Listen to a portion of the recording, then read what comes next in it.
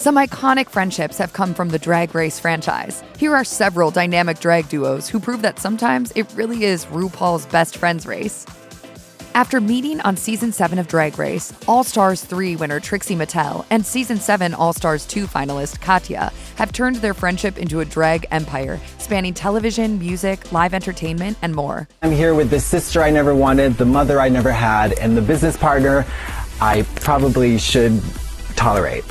The pair's first collaboration was the streaming series which airs on WoW Presents Plus. In an interview with W Magazine celebrating 200th episode, Katya said, "Enjoyment and pleasure are the driving forces behind it. You can't do this kind of improv if you don't want to be there." They launched a cable version, the Trixie and Katya show, in 2017, but Katya left mid-season. She told the Shut Up Evan podcast, "I went crazy for a while. A lot of it was due to drugs. But bottom line is, Trixie just kind of waited it out and forgave me. And that is really incredible." Since reuniting, their creative endeavors have flourished. The duo have starred in the Netflix YouTube recap series I Like to Watch, toured the world with Trixie and Katya live, launched the podcast The Bald and the Beautiful, and released joint makeup palettes through Trixie Cosmetics. They have even written 2 self-help books, one of which became a New York Times bestseller.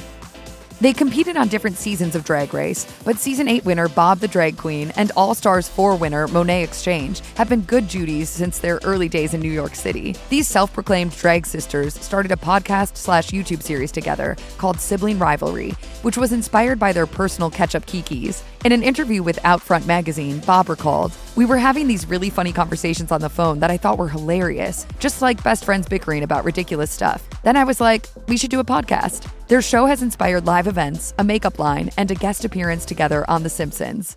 You did not just stick your hands in a mint bowl. Girl, use the spoon, or I'm gonna have to kick your Rudy Tooty fresh and booty. And even when they work individually, the two are never far from each other's minds. Like the time on All-Stars 4 when Monét paid tribute to her friend with a purse-first runway moment, calling back to one of Bob's most famous Drag Race runway appearances that he's since turned into a single. Monét explained their friendship to Outfront, saying, "We make fun of each other, we make some good videos, and when we travel and work together, it's such a blast." Season 6 competitors Bianca Del Rio and Adore Delano ended up as winner and runner-up respectively, but the two larger-than-life personalities formed a lasting friendship. Del Rio is caustic and blunt, while Delano is a wild child who admitted to keeping her distance from Del Rio at first. And did anybody ever tell you that excessive amount of makeup during the day makes you look really horrible? In an appearance on EW's Binge podcast, Delano confessed, "I remember telling the producers to keep Bianca away from me because I hated her. I've never been wrong about my winners. I'm obsessed with the show. I always clock them. As soon as I met Bianca, I was like, but she's winning." Adore Delano was a brilliant, fierce competitor, and she could have won, but didn't. Since Drag Race, the unlikely pair have frequently appeared on each other's social media platforms, reunited on the recap show The Pit Stop, and more. The bosom buddies may be best known for the barbs they throw at each other, but they actually have a heartfelt connection. Delano praised Del Rio in Attitude magazine, gushing, "She never believes me when I tell her she's beautiful. In person, she's like a doll. The polish, the makeup, that Rihanna factor. She doesn't care, but she cares." Seattle-based drag sisters BenDeLaCreme and Jinkx Monsoon were besties long before they competed on separate seasons of RuPaul's Drag Race. Monsoon won Season 5, and Daly was a Season 6 finalist. In an interview with Kay's Life, Monsoon shared, "She has been one of my best sisters, best friends, and in many ways a peer mentor. I'm a better drag queen for having known BenDeLaCreme." "I'm happy just being here with you." "Really? No, this is awful." Both are stage veterans, having starred in a series of holiday specials and live tours together. Hulu's The Jinkx and Daly Holiday Special features the pair singing, dancing, and showing off their comedic timing, all in the name of Christmas cheer. But it wasn't easy. Speaking about the special with Theater Mania, Daly recalled, "There was a learning curve doing it on a timeline that was fully inadvisable. From inception to delivery, we were at barely 6 months. The whole thing was an absolute sprint. So in some ways, I feel like creating the film was the hardest thing I've ever done." While their show has taken the two around the world together, they've also found time to pursue solo projects, including Daly's Terminally Delightful tour and Monsoon's history-making Broadway run as matron Mama Morton in Chicago. But the team isn't going anywhere. Daly and Jinkx continue to appear together, including a stint on the popular Drag Race recap show The Pit Stop.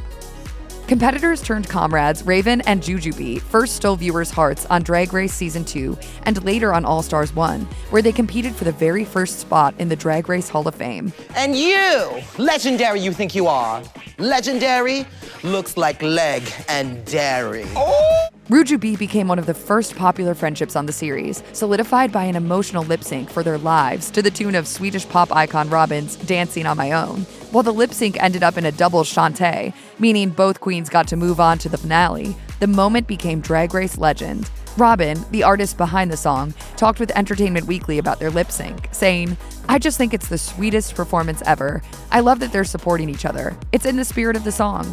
The moment has clearly stuck with both of them long after the lip sync. Jujubee told The Standard, "Raven texts me every time she hears that song. She's like, it's on again." After their All-Stars appearance, the duo continued to tour together and appeared on Drag Race spinoff RuPaul's Drag U and the WoW game show Besties for Cash. Raven is now an Emmy award-winning Drag Race makeup artist, and Jujubee returned to compete in both All-Stars 5 and RuPaul's Drag Race UK vs. the World. But despite their busy schedules, Jujubee is still going strong. Drag Race Season 3 winner Raja and Season 2 runner-up Raven are not only OG LA-based Drag Race legends, but they're also the original co-hosts of the popular WoW Presents web series Fashion Photo Review with its trademark catchphrase, toot or boot. Toot means a look that slays, while a boot is, to put it bluntly, not. So literal. Yeah. It's literally literal. In an interview with Vulture, Raja explained the toot boot origin story, saying, "Toot and Boot and Fashion Photo Review is something that Raven and I created together to get to share the wealth with other queens and see what their opinions are, but our opinions don't really mean."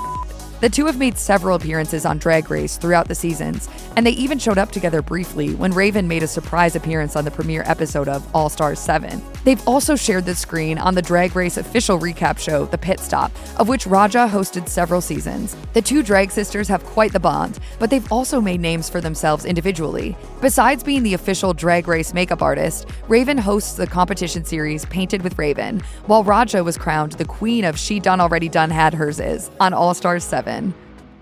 Drag Race Season 12 standouts Jaida Essence Hall and gap-toothed queen Heidi in Closet were anything but instant BFFs. And Heidi in Closet is your weakest competition?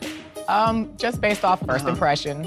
Heidi talked about the moment to Nylon, saying, "You don't want to hear that from your competitors, but even from competitors, you can take the grains of truth and really just run with it and grow from it, which is something I always strive to do." Hall sent Heidi home in a lip sync for their life to Prince's 1999 and went on to win the entire competition, but the two have since formed a strong friendship outside of the show, which doesn't mean they don't give one another a hard time at every opportunity. I think it's kind of like when somebody you really love them a lot, but then also at the same time you would feel like your life would be better without them.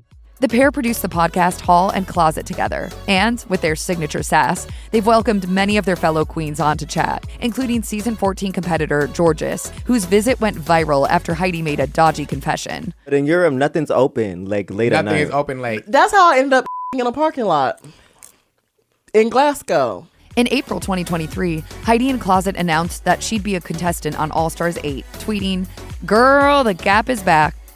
Despite the 6 years between their respective Drag Race seasons, Season 7 winner Violet Chachki and Season 13 finalist Gottmik have formed a dynamic drag duo that spans the fields of fashion, photography, and more. Chachki explained their relationship in an interview with Gay Times magazine, saying, "I think that me and Mick just get each other. I don't feel like I've really related to other drag queens in the same way." The two Los Angeles-based look-loving queens headlined a 2022 Pride tour together and also started a podcast called No Gorge. The glam drag duo caused a bit of a controversy when they hosted WoW's Fashion Photo Review after they actually dissed one of Raja's looks on All Stars 7. And Raja, as we know, is one of the original co-hosts. Fashion queen Chachki defended their critique, saying, "We just want to elevate drag and keep pushing it forward and looking to the future and what that looks like, always. And we have a long list of things that we don't like." Mama, if you have the wrong shoes on, out the door. For the record, Raja was completely unfazed, telling Vulture, "I love it. It's a dose of my own medicine. It was my turn."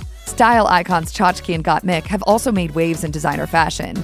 From Roberto Cavalli and Moschino in Milan to Miu Miu and Schiaparelli in Paris, the pair made several eye-catching appearances across global fashion weeks together, and in coordinated ensembles to boot. Gottmik told Vogue, "Our styles end up in a very similar world most of the time, because we both love breaking boundaries and pushing fashion and art to the limit." The bond between Drag Race Season 11 winner Yvie Oddly and Season 14 winner Willow Pill is more of a family affair than a friendship. Pill is Oddly's drag sister, and the two hail from the same Denver-based drag scene. Pill elaborated in an interview with Outfront magazine, saying, We started gravitating to the same circles, and she didn't pay much attention to me because I was a junior queen. Eventually, I started to prove that I wasn't someone to mess with, and Yvie pays attention to someone who's a threat. The queens' respect for each other has clearly grown to one of familial love. When Willow made it onto Drag Race, Yvie took to Instagram posting, "You've been like a daughter to me, except I never wanted you. So actually like a sister whose pocket-sized drag I could never steal. I'm so proud of you for realizing your dreams, and I can't wait for the world to drink up everything you vomit at them."